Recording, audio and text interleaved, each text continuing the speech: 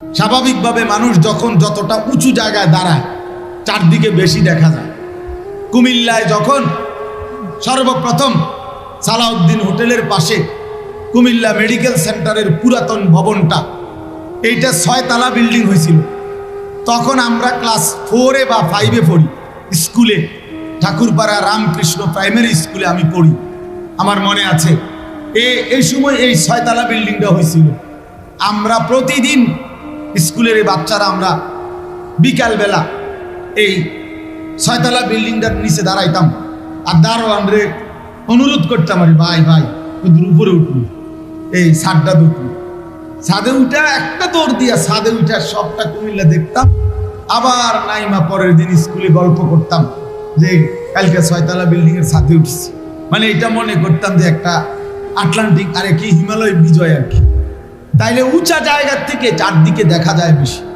তো আল্লাহ তাআলা বললেন, বন্ধু আরশে আজিমে আপনাকে আনলাম, এবার আপনি চারদিকে তাকায়া দেখেন আমার গোটা সৃষ্টি আপনি একসাথে দেখতে পাবেন। আয়ের নিচেই আপনার চোখের সামনে গোটা সৃষ্টি আপনি চারদিকে দেখেন, আমার সমস্ত মাখলুকাত। আর এইবার দেখে আপনি শুধু এবার এটা বুঝে নেন যে আল্লাহ বলে দিলেন, বন্ধু এই গোটা সৃষ্টি জগৎটা সবটার রব আমি আল্লাহ, সবটার রহমত আপনি মুহাম্মদুর রাসূলুল্লাহ। আমি রব্বুল আলামিন, আপনি রাহমাতুল লিল আলামিন। আমি যেটুকুর রব আপনি ওইটুকুর রহমত। আমি রব যেদূর আপনি রহমত তদ্দূর। অতএব আপনার ব্যক্তি, আপনার প্রচার, আপনার প্রসার, আপনার শ্রেষ্ঠত্ব মক্কায় সীমাবদ্ধ না, এই কুরাইশের বংশে সীমাবদ্ধ না। ওরা আন্দাজি করতে পারে নাই আপনার মর্যাদা কোথায় আর ওরা কি বলে। আমি রব্বুল আলামিন, আপনি রাহমাতুল লিল আলামিন।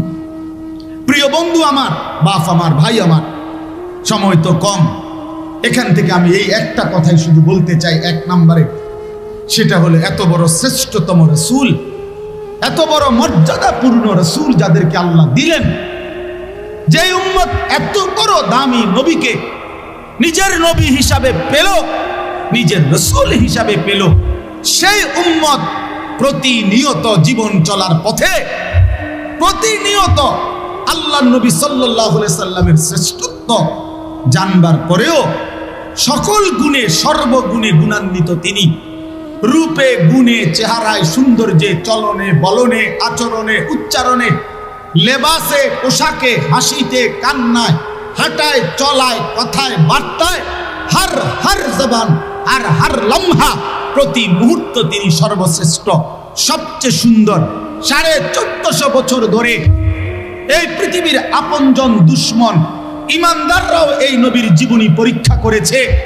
কোটি কোটি কাফের বেঈমানও এই রাসূলের জিন্দেগি পরীক্ষা করেছে। ইমানদারের কাছেও তিনি সর্বশ্রেষ্ঠ, বেঈমানের কাছেও তিনি সর্বশ্রেষ্ঠ। উনি সবার কাছে শ্রেষ্ঠ, সবার কাছে শ্রেষ্ঠ। আজকের পর্যন্ত 1450 বছরের ইতিহাসে পৃথিবীর কেউ প্রমাণ করতে পারে নাই মুহাম্মদে আরবির চাইতে সম্মানিত কোন একটি গুণে অন্য কোন মহামানব পৃথিবীতে এই গুণে উনার চাইতে শ্রেষ্ঠ একটা গুণ এরকম রাসূলে আরবির মোকাবেলায় নাই পৃথিবীর। তাহলে যিনি সকল গুণে গুণান্বিত, সব মর্যাদায় অধিষ্ঠিত, আল্লাহ যাকে দিয়েছেন, আমরা যেই নবীকে পেলাম, সেই নবীকে প্রতিনিয়ত নিজের চেহারা, নিজের জিন্দেগি, নিজের ঘর, নিজের পরিবার, সেই রাসূল সাল্লাল্লাহু আলাইহি সাল্লামের সুন্নাতকে, তরিকাকে প্রতিনিয়ত যারা প্রত্যাখ্যান করে, তাদের চাইতে বড় গাদ্দার, তাদের চাইতে উম্মত নামের কলঙ্ক আর কেউ হইতে পারে না। বেটা মনে রাখতে হবে, তুমি সুন্দরী চেনো নাই, তুমি সৌন্দর্যই বোঝো নাই, তুমি আন্দাজি করতে পারো নাই, তুমি বোঝো নাই এই পৃথিবীর সবগুলো ব্রাশের আর টুথপেস্টের চাইতে মুহাম্মদে আরবি সাল্লাল্লাহু আলাইহি সাল্লামের সুন্নাত যেই বিসওয়াক, এটা দামি বেশি, সুন্দর বেশি, উপকারী বেশি। এই পৃথিবীর সব ডাইনিং টেবিলের মোকাবেলায়, এই পৃথিবীর সমস্ত ডাইনিং টেবিলের খাওয়ার নতুন স্টাইলের এই মোকাবেলায় মুহাম্মদে আরবির দস্তরখান বিছানো খানার আইটেম পৃথিবীর সবচেয়ে সুন্দর। এই পৃথিবীর সমস্ত দাড়িবিহীন এই শেভ করা এই চেহারা এর মোকাবেলায় দাড়িওয়ালা চেহারাই সর্বযুগে সর্বকালে সুন্দর শ্রেষ্ঠ, সুন্দর শ্রেষ্ঠ, সুন্দর শ্রেষ্ঠ। অতএব চ্যালেঞ্জ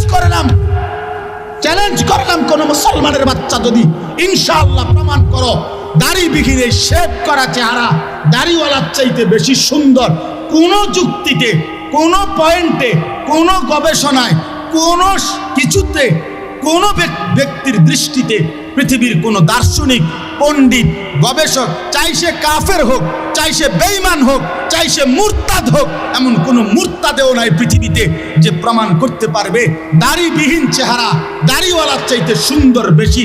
আল্লাহর কসম এটা পারবে না, পারবে না, পারবে না। তাইলে দাড়িবিহীন চেহারা যার, সে ধোকা খাইছে, তারে ধোকা দিছে, ধোকা দিছে, ধোকা দিছে বেটা, তোরে ধোকা দিছে, তোমারে ধোকা দিছে। তুমি আন্দাজে করতে পারো নাই সুন্দর, তুমি চেনোই না সুন্দর মিয়া, তুমি স্টাইল চিনোই না।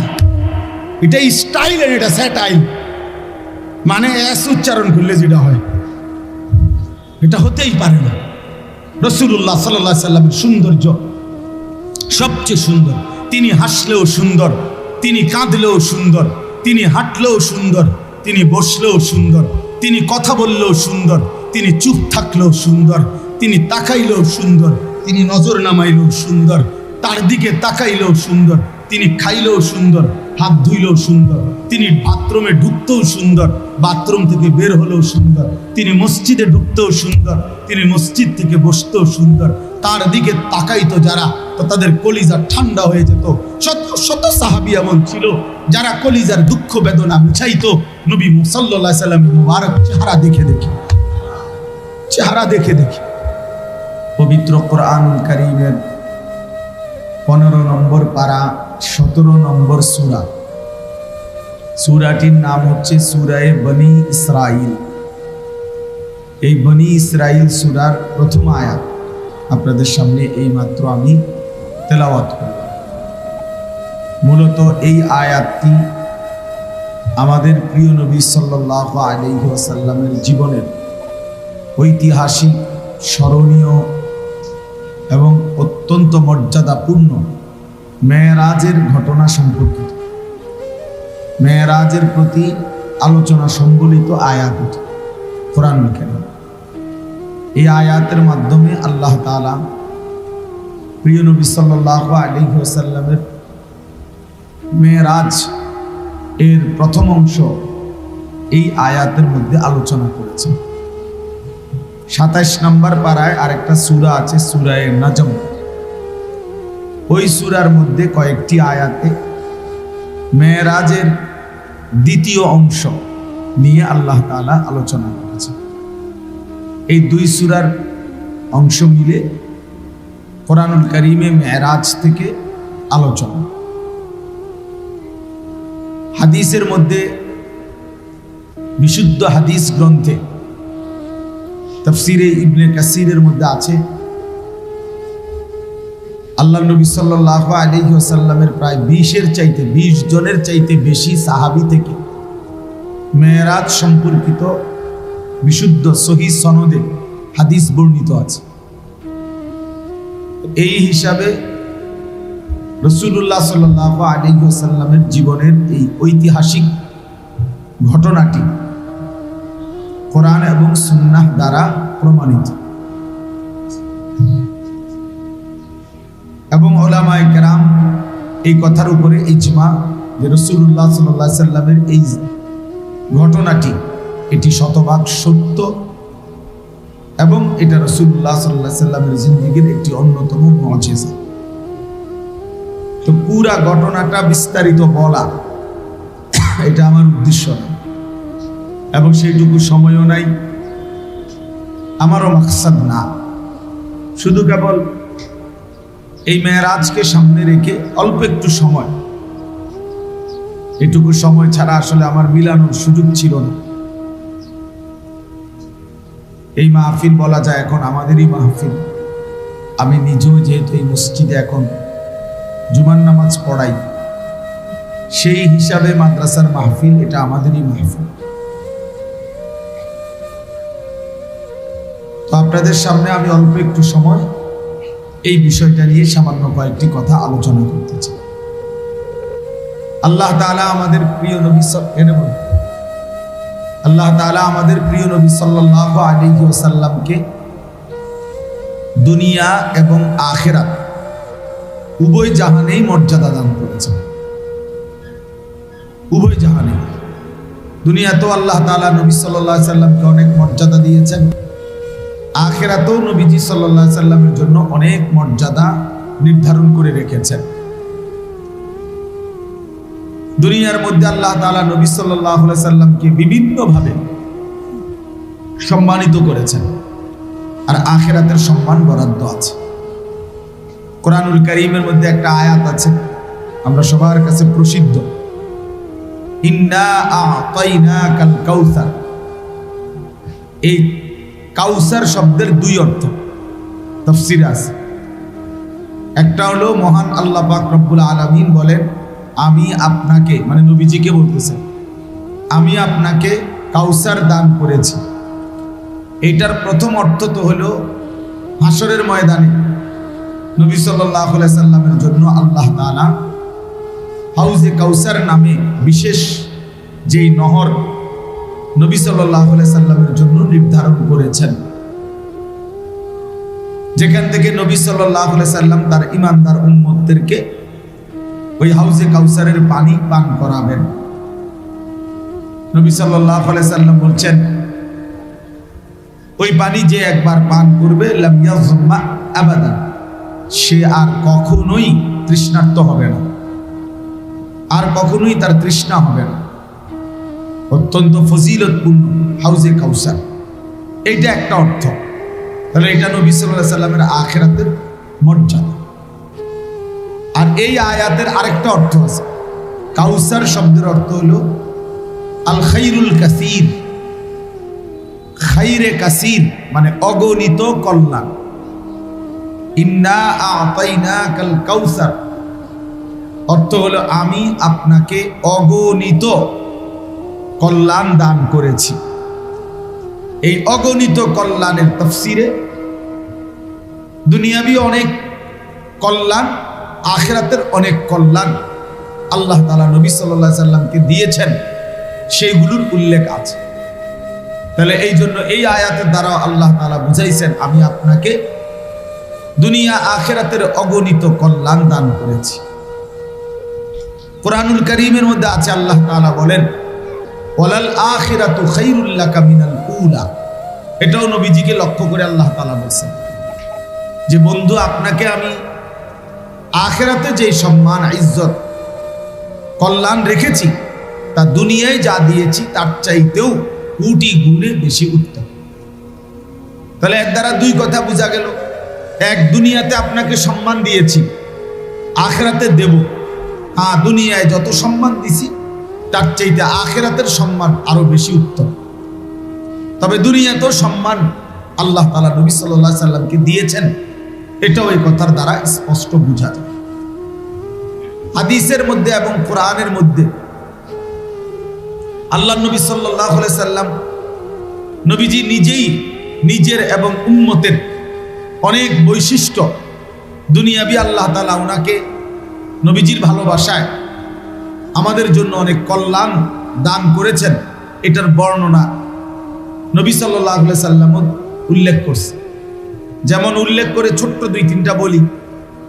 এক নাম্বার, যেমন পূর্ববর্তী সমস্ত ঈমানদার উম্মত, অন্য নবীদের আমলে যারা ঈমানদার ছিল, তাদের জন্য ইবাদতের জন্য, পূর্ববর্তী ইবাদতের জন্য, আল্লাহর ইবাদত করতে হলে নিয়ম ছিল নির্ধারিত ঘর, ইবাদতের ঘর, অর্থাৎ এরকম মসজিদ, নির্ধারিত ইবাদতের ঘর বানাইতেই হইতো। নির্ধারিত ঘর ছাড়া যত্রতত্র আল্লাহর ইবাদত মানে সেজদা করার অনুমতি ছিল না। কিন্তু আল্লাহ তাআলা আমাদের নবী সাল্লাল্লাহু আলাইহি সাল্লামকে এসে বললেন, বন্ধু, আপনার মহব্বতে আমি আপনার জন্য এবং ঈমানদার উম্মতের জন্য আপনার এই গোটা পৃথিবীর সবটা জমিন সেজদার জায়গা বানায় দেন।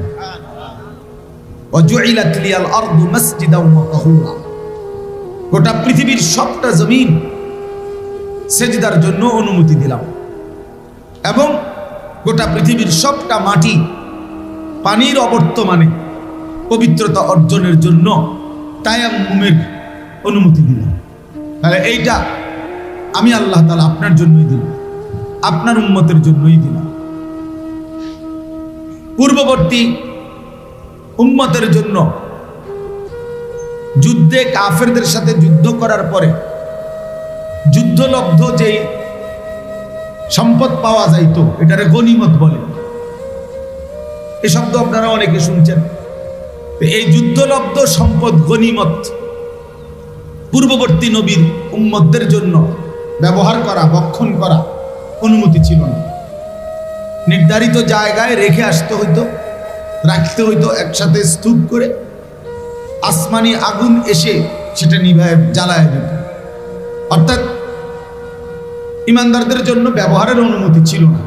আল্লাহ তাআলা আমাদের প্রিয় নবী সাল্লাল্লাহু আলাইহি সাল্লামকে বললেন, বন্ধু, আপনার মহব্বতে, আপনার সম্মানার্থে আমি আপনার উম্মতের জন্য এই যুদ্ধলব্ধ গনিমতের মাল ব্যবহার করা, ভক্ষণ করা 100% শতভাগ হালাল করে দিল। পূর্ববর্তী নবীর ইমানদার উম্মতরা কোরবানি করলে একেবারে আদম আলাইহিস সালাম থেকে নিয়ে সর্বযুগে কোরবানির যেটা প্রাণী বা কোরবানি করত যেইটা, সেটা ব্যবহার করার, ভক্ষণ করার অনুমতি ছিল না। নির্ধারিত জায়গায় রেখে আসতে হইতো, আর আসমানি আগুন এসে ওই কোরবানিটাকে জ্বালায়া দিত। কোরআন শরীফে ওই কথা আছে, বিকুরবানিন তাকুলুহুন নার। কোরবানিটাকে আগুন খেয়ে ফেলতো, মানে জ্বালায়া দিত। এই ছিল আগের বিধান। আমাদের বেলায় এসে আল্লাহ তাআলা নবী সাল্লাল্লাহু আলাইহি সাল্লামকে বললেন, বন্ধু, আপনার মহব্বতে, আপনার সম্মানার্থে আমি আল্লাহ অনুমতি দিলাম কোরবানির পরে আপনার ইমানদার উম্মতের জন্য এই প্রাণীর গোশত খাওয়া আমি আল্লাহ তাআলা শতভাগ হালাল করে দিলাম। ফাকুলু মিনহা ওয়া আতইমুল বাঈসাল ফাকির। কোরআন শরীফে আল্লাহ বলেন, কোরবানির প্রাণীর গোশত তোমরাও খাও এবং তোমাদের অভাবী, দুস্থ, ফকির, মিসকিন, অসহায়দেরকেও খাওয়াও। তাহলে এই আমাদের জন্য দিলেন। মুসা আলাইহিস সালামের উম্মতের জন্য শরীয়তের বিধান ছিল, আল্লাহর বিধান। কোন কাপড়ে, নিজের পরিধানের কাপড়ে যদি নাপাক লাগতো, বীর্য, পায়খানা বা এই জাতীয় নাপাক, তো ওই যেটুকুর মধ্যে লাগছে কাপড়ের ওইটুকু অংশ, কাপড়ের ওইটা কাইটা ফেলতে হইতো। কাটলে এরপরে ধুইয়া পবিত্র করবে। আগে ওই কদ্দুর জায়গা কাইটা ফেলে দিতে হবে, কাপড়টা গোল করে কাইটা লাগবে। এটাই বিধান ছিল। এখন যদি কারো এরকম 6 মাস পাঞ্জাবি কাটা শুরু হয় বা শার্ট কাটা শুরু হয়, মাস 6 পরে তালি দিতে দিতে পাঞ্জাবি কোনটা, শার্ট কোনটা, তালি কোনটা, তো আর কিছু খুঁজে পাওয়া যাবে না। মহান আল্লাহ পাক রব্বুল আলামিন বললেন, বন্ধু, আপনার সম্মানে, আপনার ভালোবাসায় আমি আল্লাহ তাআলা আপনার এবং আপনার উম্মতের জন্য ওই নাপাক লাগলে শুধু ওই কাপড়টাই 3 বার বিসমিল্লাহর সাথে পবিত্র করে ধুয়ে নিলে শতভাগ পবিত্র হবে, এটা ঘোষণা দিয়ে দিলেন। কাটতে হবে না, তালিও দিতে হবে। এই যে তোমার অনেক বলা যাবে। অর্থাৎ আল্লাহ তাআলা নবী সাল্লাল্লাহু আলাইহি সাল্লামের মাধ্যমে, কোরআন শরীফে আছে, ওয়ায়াদাউ আনহুম ইসরাহুম ওয়াল আগলাল আল্লাতী কানাত আলাইহিম। আল্লাহ তাআলা বলেন, আমার বন্ধুর মাধ্যমে, আমার নবীর মাধ্যমে আমি আল্লাহ তাআলা মানুষের উপরে বিধানের যেই বোঝা ভারী ছিল, শরীয়তের হুকুম আহকামের পূর্বে এমন অনেক ভারী বোঝা, অনেক কঠিন মাসআলা, অনেক কঠিন হুকুম আমি আল্লাহ আমার এই বন্ধুর মাধ্যমে সহজ করে দিয়েছি। পূর্বের হুকুম দূর করে দিয়েছি, তোমাদের জন্য আসান করে দিয়েছি। কোরআনুল কারীমের মধ্যে আছে, আল্লাহ তাআলা বলেন, ইউরিদুল্লাহু বিকুমুল ইউসরা ওয়ালা ইউরিদু বিকুমুল উসরা। আল্লাহ তাআলা বলেন, আমি আল্লাহ তোমাদের জন্য সব বিষয়ে সহজটাই চাই, কখনোই তোমাদের উপরে কঠিন করতে চাই না, কঠিন করতে চাই না। তাইলে আল্লাহ তাআলা আমাদের নবী সাল্লাল্লাহু আলাইহি সাল্লামকে অনেক মর্যাদাবান, অনেক সম্মান, অনেক কদর করছেন, অনেকভাবে মূল্যায়ন করেছেন। 40 বছর বয়সে আল্লাহ নবী সাল্লাল্লাহু আলাইহি ওয়াসাল্লাম যখন কালেমার দাওয়াত শুরু করছেন, তো মক্কার কাফের কুরাইশরা সেদিন থেকেই নবীজির বিরোধিতা করছে, প্রতিনিয়ত বিরোধিতা করত, সর্বরকমের শারীরিক মানসিক হার কিসিমে বিরোধিতা করত। ওই ভাই কিছুক্ষণ বসে শুনলে তো কেমন হয় বুঝতো, আবার যাইয়েন গা, কাজ থাকতেই পারে, আপনারও কাজ আছে, আমরারও কাজ আছে। কাজে যে কদ্দুর শুনলেন, বসে শুনলেন, নওজোয়ান ভালো হইল। হাতের মোবাইল না টিপলেই ভালো। হাতের মোবাইল এটাতে সাংঘাতিক অ্যালার্জি থাকে, এটা আপনি সাধারণ কোনো চর্ম বিশেষজ্ঞ দেখাইলে কাজ হয় না, ভালো দেখাইতে হয়, পুরান প্রফেসর দেখানো উচিত, যেগুলো যিনি আজকে মনে করেন 30-40 বছরের চর্মরোগ বিশেষজ্ঞ ডাক্তার, এরকম কোনো ভালো ডাক্তার দেখাইলে মোবাইলের এই চর্মরোগ হয়তো কিছুটা কমতে পারে, পুরা যাবে না, বাকি কমে যেতে পারে। এই জন্য ভালো ডাক্তার দেখাবার পরামর্শ দিলাম। তো এই জন্য বললাম যে আল্লাহ নবী সাল্লাল্লাহু আলাইহি ওয়াসাল্লাম ধারাবাহিক দ্বীনের দাওয়াত দিচ্ছিলেন। একটানা 10 বছর মক্কায় 50 বছর পর্যন্ত লাগাতার দ্বীনের দাওয়াত দেওয়ার পরে প্রতিনিয়ত জুলুম, অত্যাচার, নির্যাতন, বিরোধিতা ছিল, কিন্তু আল্লাহ তাআলার হুকুম ছিল ফাস্তাকিম কামা উমিরতা, বন্ধু আমি আল্লাহ যেই আদেশ করেছি আপনি সেই আদেশ থেকে এক চুলও নড়বেন না। ফাস্তাকিম, আপনি মজবুতের সাথে অটল থাকবেন, অবিচল থাকবেন, সুখে কিংবা দুঃখে, গ্রহণ করুক, বর্জন করুক, আদর করুক, ঘৃণা করুক, জুলুম করুক, নির্যাতন করুক, ভালোবাসুক কিংবা বদনাম করুক, আপনি আপনার জিম্মাদারি, ইমানের প্রচার, ইসলামের জিম্মাদারি থেকে এক চুলও নড়বেন না, নড়বেন না। এজন্য সত্যিকারের আলেম যারা, সত্যিকারের দায়ী যারা, তারা কখনোই আল্লাহর দ্বীন, মেহনত, দ্বীনের দাওয়াত, দ্বীনের ফিকির থেকে এক চুলও নড়ে। মানুষ মূল্যায়ন করুক বা না করুক, এতে কি আসে যায়? যার ভাল লাগছে সে মূল্যায়ন করছে, যার ভাল লাগে নাই সে মূল্যায়ন করে নাই, খালি বেলা। এটা এত পেরেশানির কিছু। দুনিয়াদারের কাছ থেকে খুব মূল্যায়ন পাইতে হবে। হ্যাঁ, আমার এলেমের মাকসাদ তো এটা ছিল না। আমি 16 বছর পড়ালেখা করলাম মাদ্রাসায়, যে আমারও যাতে পাবলিকে মাথা তুলে না আসে, এই জন্য নি পড়ছি। তো এই জন্য তো আমি পড়ি নাই, তো আমি কি দরকার পাবলিকের কাছ থেকে এত সম্মানের মুহতাজ হওয়ার? দরকার দরকার কোরআন শরীফে আছে, আল্লাহ তাআলা আমাদের নবী সাল্লাল্লাহু আলাইহি সাল্লামকে বলছেন, ওমা তাসআলুহুম আলাইহি মিন আজরিন। আল্লাহ তাআলা নবীকে বলছে, বন্ধু আপনি যে প্রতিনিয়ত কালেমার দাওয়াত দেন, আপনি কোনো ঘাবড়াবেন না, সব লোক ঈমানদার হবে না। ওমা আকসারুন নাসি ওয়ালাউ হারাসতা বিমুমিনিন, সব লোক ঈমানদার হবে না, তবে আপনি তো মানুষের কাছ থেকে আপনার মেহনতের বিনিময় নিবেন না। অতএব আমি আল্লাহ ওয়াদা দিলাম, আপনি বলতে থাকেন, আপনি দ্বীনের প্রচার করতে থাকেন, আর প্রতি মেহনত, প্রতিটা ফিকিরের বদলাতে আমি আল্লাহ আপনাকে আপনার প্রতিদান দিতে থাকব। অতএব এইটা আল্লাহ নবী সাল্লাল্লাহু আলাইহি সাল্লামকে আল্লাহ তাআলা বলছে, ফাস্তাকিম, অটল থাকেন, অবিচল থাকেন, এক চুলও নড়বেন না, শত জুলুম নির্যাতনের মোকাবেলাতেও। আল্লাহ নবী সাল্লাল্লাহু আলাইহি সাল্লাম এভাবেই অটল ছিলেন। নবীজির বয়স হয়ে গেছে 50, ইসলাম প্রচারের হয়ে গেল 10 বছর।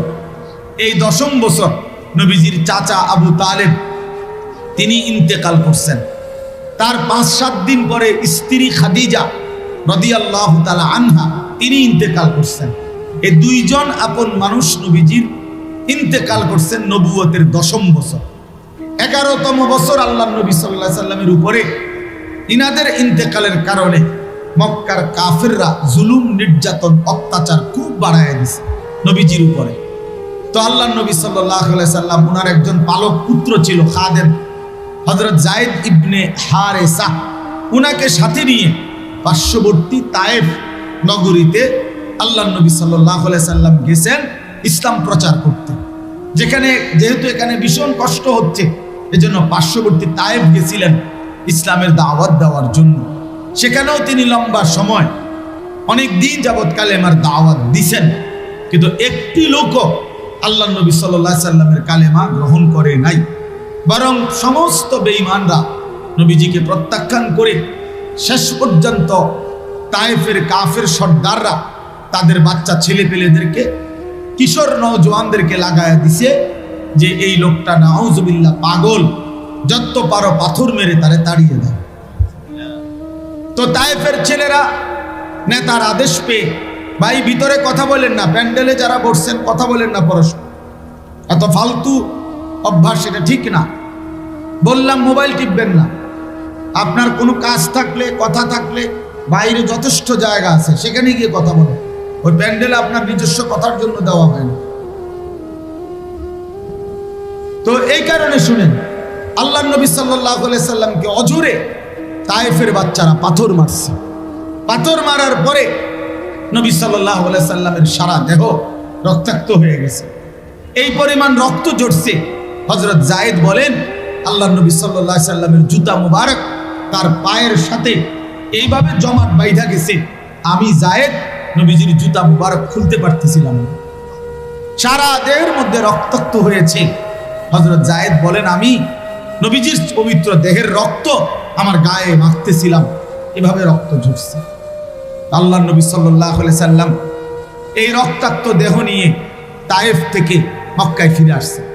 মক্কায় যখন ফিরে আসছেন 11তম বছর শেষের পথে, নবীজির 51তম বছরের শেষ দিকে, এই তায়েফ থেকে ফিরে আসার পরে মক্কার কাফেররা, কুরাইশরা এবার নবীজির বিদ্রুপ, ব্যঙ্গ, ঠাট্টা, তিরস্কার, ভৎসনা আগের চাইতে বেশি, অনেক বেশি করছে।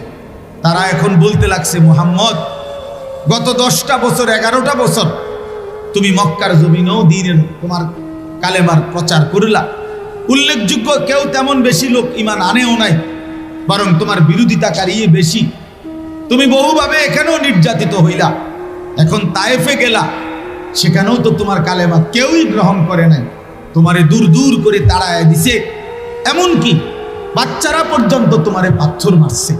বাচ্চারা যারে মারে আর কি। তাহলে অতএব বোঝা গেল মুহাম্মদ তুমি যে বলো তোমার সাথে আল্লাহ আছে, এটা ভুল। আসলে তোমার আল্লাহ যদি থাকতো তো তোমারে ইজ্জত দিল কই, সম্মান দিল কই, মর্যাদা দিল কই, ভালোবাসলো কই?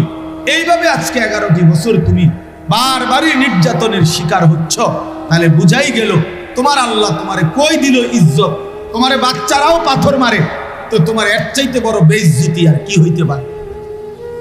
বাচ্চারা যারে নিয়ে ঠাট্টা মস্কারি করে, এর চাইতে বড় অপমান আর কি হতে পারে? আল্লাহ নবী সাল্লাল্লাহু আলাইহি সাল্লাম একে তো শারীরিকভাবে রক্ত মাখা শরীর নিয়ে আসলেন, এবার বেঈমানদের এই তিরস্কারে ঠাট্টায় দিলটাও ভাঙে গেছে, মনটাও ভাঙছে। আহা বলে কি বেঈমান, তারা কি বলছেন? এই তখন আল্লাহ পাক রব্বুল আলামিন নবী সাল্লাল্লাহু আলাইহি ওয়াসাল্লামের সারা জিন্দেগীর এক শ্রেষ্ঠতম সম্মান, নবীজির জীবনের এক শ্রেষ্ঠতম ইজ্জত, নবীজির শ্রেষ্ঠতম মর্যাদা আল্লাহ তাআলা দান করার জন্যে আল্লাহ তাআলা জিবরাইলকে পাঠাইলেন। জিবরাইল, আমার জান্নাতি বুরাক নিয়ে যাও আমার বন্ধুর কাছে। আমার বন্ধুর উপরে জুলুমেরও চূড়ান্ত হয়েছে, অপমানও চূড়ান্ত হয়েছে।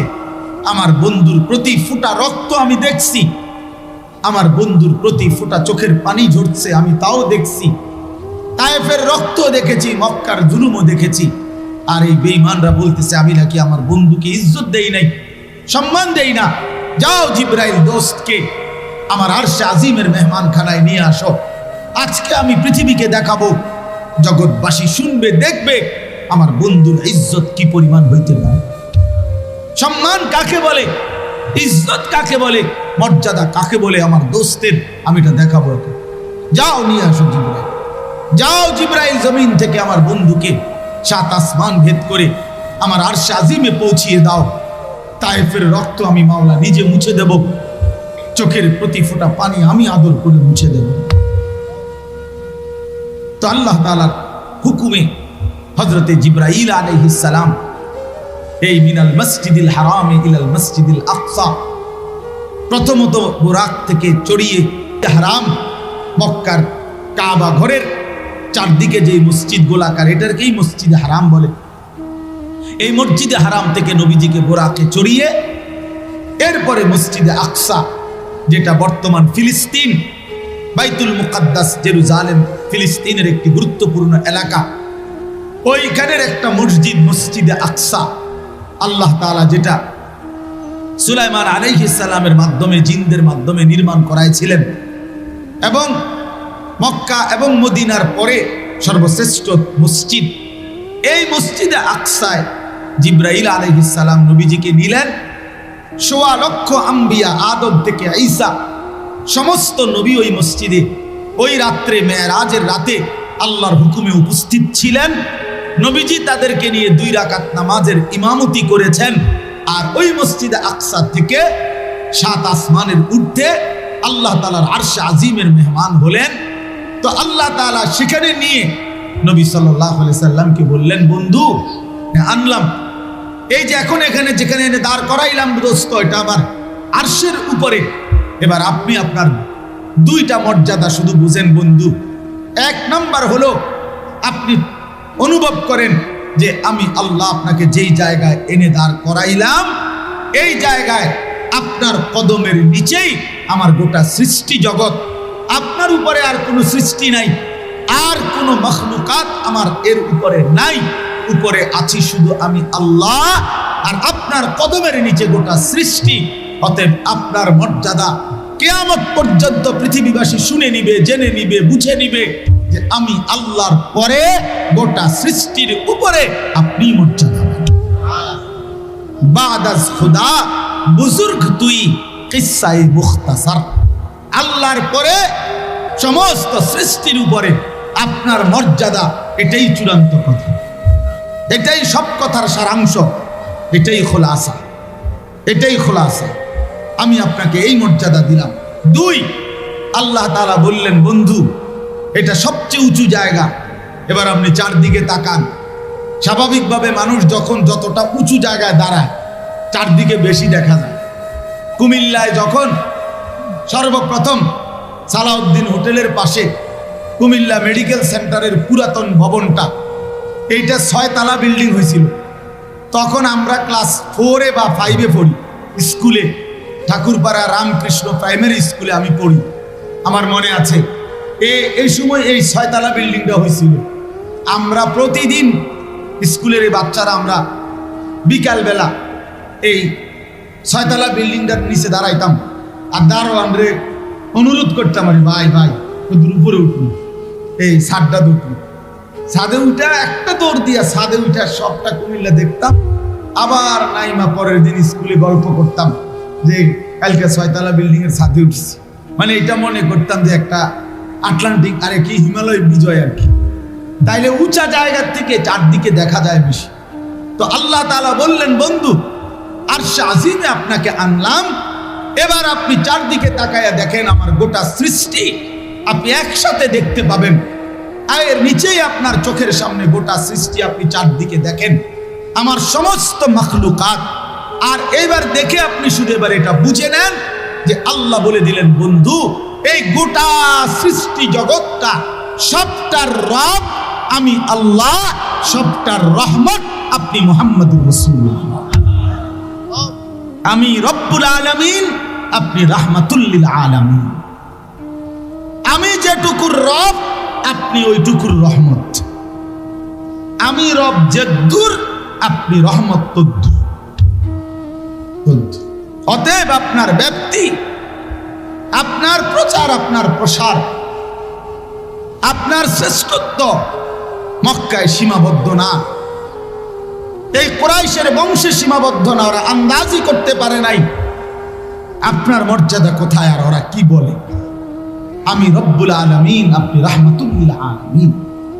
প্রিয় বন্ধু আমার, বাপ আমার, ভাই আমার, সময় তো কম, এখান থেকে আমি এই একটা কথাই শুধু বলতে চাই, এক নম্বরে, সেটা হলো এত বড় শ্রেষ্ঠতম রাসূল, এত বড় মর্যাদাপূর্ণ রাসূল যাদেরকে আল্লাহ দিলেন, যে উম্মত এত বড় দামি নবীকে নিজের নবী হিসাবে পেল, নিজের রাসূল হিসাবে পেল, সেই উম্মত প্রতিনিয়ত জীবন চলার পথে প্রতিনিয়ত আল্লাহ নবী সাল্লাল্লাহু আলাইহি সাল্লামের শ্রেষ্ঠত্ব জানবার পরেও সকল গুণে সর্বগুণে গুণান্বিত তিনি, রূপে গুণে চেহারায় সৌন্দর্যে চলনে বলনে আচরণে উচ্চারণে লেবাসে পোশাকে হাসিতে কান্নায় হাঁটায় চলায় কথায় বার্তায় হর জবান আর হর লম্হা প্রতি মুহূর্ত তিনি সর্বশ্রেষ্ঠ, সবচেয়ে সুন্দর।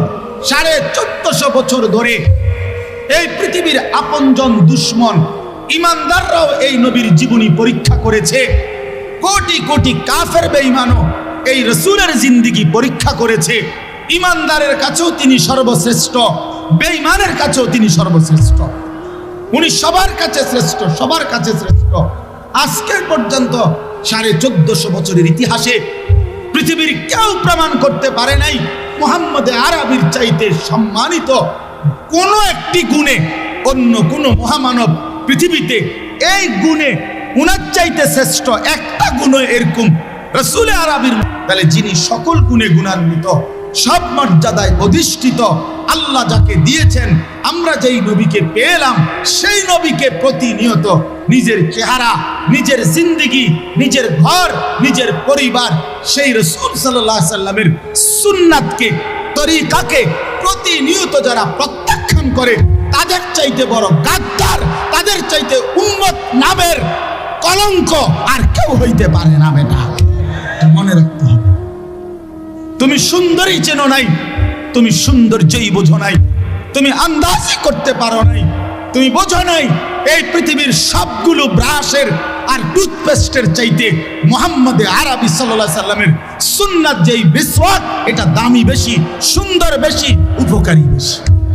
এই পৃথিবীর সব ডাইনিং টেবিলের মোকাবেলায়, এই পৃথিবীর সমস্ত ডাইনিং টেবিলের খাওয়ার নতুন স্টাইলের এই মোকাবেলায় মুহাম্মদ আরবির দস্তরখান বিছানো খানার আইটেম পৃথিবীর সবচেয়ে সুন্দর।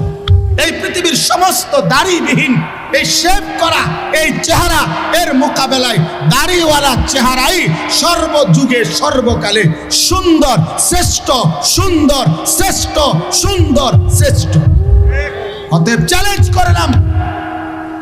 করলাম কোন মুসলমানের বাচ্চা যদি ইনশাআল্লাহ প্রমাণ করো দাড়িবিহীন এই শেভ করা চেহারা দাড়িওয়ালার চাইতে বেশি সুন্দর, কোন যুক্তিতে, কোন পয়েন্টে, কোন গবেষণায়, কোন কিছুতে, কোন ব্যক্তির দৃষ্টিতে, পৃথিবীর কোন দার্শনিক, পণ্ডিত, গবেষক, চাই সে কাফের হোক, চাই সে বেঈমান হোক, চাই সে মুরতাদ হোক, এমন কোন মুরতাদেও নাই পৃথিবীতে যে প্রমাণ করতে পারবে দাড়িবিহীন চেহারা দাড়িওয়ালার চাইতে সুন্দর বেশি।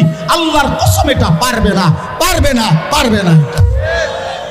তাইলে দাড়িবিহীন চেহারা যার, সে ধোকা খাইছে, তারে ধোকা দিছে, ধোকা দিছে, ধোকা দিছে। বেটা তোরে ধোকা দিছে, তোমারে ধোকা দিছে। তুমি আন্দাজে করতে পারো নাই সুন্দর, তুমি চেনোই না সুন্দর মেয়ে, তুমি স্টাইল চিনোই না। এটা স্টাইল, এটা স্যাটাইল, মানে এস উচ্চারণ করলে যেটা হয় এটা হতেই পারে না। রাসূলুল্লাহ সাল্লাল্লাহু আলাইহি সাল্লামের সৌন্দর্য সবচেয়ে সুন্দর। তিনি হাসলেও সুন্দর, তিনি কাঁদলেও সুন্দর, তিনি হাঁটলেও সুন্দর, তিনি বসলেও সুন্দর, তিনি কথা বললেও সুন্দর, তিনি চুপ থাকলেও সুন্দর, তিনি তাকাইলেও সুন্দর, তিনি নজর নামাইলেও সুন্দর, তার দিকে তাকাইলেও সুন্দর, তিনি খাইলেও সুন্দর, হাত ধুইলেও সুন্দর, তিনি বাথরুমে ঢুকতেও সুন্দর, বাথরুম থেকে বের হলেও সুন্দর, তিনি মসজিদে ঢুকতেও সুন্দর, তিনি মসজিদ থেকে বসতেও সুন্দর। তার দিকে তাকাইতো যারা, তো তাদের কলিজা ঠান্ডা হয়ে যেত। শত শত সাহাবী এমন ছিল যারা কলিজার দুঃখ বেদনা মুছাইতো নবী সাল্লাল্লাহু আলাইহি সাল্লামের মুবারক চেহারা দেখে দেখে, চেহারা দেখে দেখে, চেহারা দেখে দেখে। এই জন্য দোস্ত আমার, রাগ করেন না, রাগ করার কোনো সুযোগ নাই। ইনসাফ করেন, ইনসাফ করেন, এইটাই শেষ কথা। আল্লাহ নবী সাল্লাল্লাহু আলাইহি সাল্লামের মতো এত বড় শ্রেষ্ঠ নবী, দামি নবী, এত বড় মর্যাদাপূর্ণ নবী, এত বড় বৈশিষ্ট্য মণ্ডিত নবীকে পেয়ে তাকে প্রত্যাখ্যান করলেন কেন? কেন ডাইনিং টেবিল ভুল হয় না, দস্তরখান মনে থাকে না, ব্রাশ ভুল হয় না, মেসওয়াক চিনিল না? কেন শেভ করা চেহারা সুন্দর হলো, দাড়িওয়ালা চেহারা সুন্দর হলো না? হুজুর মনে হয়, দরবেশ মনে হয়, বুজুর্গ মনে হয়, হ্যাঁ জঙ্গি জঙ্গি এটা সেটা মনে হয়। কি মনে হইতো? আমার এক বড় বুজুর্গ বলছিল, এক যুবক বলছিল এক বুজুর্গের কাছে, হুজুর তসবি পড়ার জন্য তসবি নিছিলাম, এখন লোকে বলে আমারে দরবেশ দরবেশ লাগে, বুজুর্গ বুজুর্গ লাগে, লজ্জা লাগে। হুজুর তখন বললেন, তাহলে কি তুমি চাচ্ছ লোকে তোমারে তসবি দেখে বলল দরবেশ, তাহলে এটা যেহেতু লজ্জার বিষয়, তুমি কি চাও লোকে দেখে তোমারে বলুক তোমারে দেখতে সুরের মতো লাগে, ফুট্টাখোরের মতো লাগে, ডাইলখোরের মতো লাগে, বাবাখোরের মতো লাগে, ইয়াবাখোরের মতো লাগে, হারামখোরের মতো লাগে, এটা নি বলতো? এটা তোমার অন্যায় করলো কি?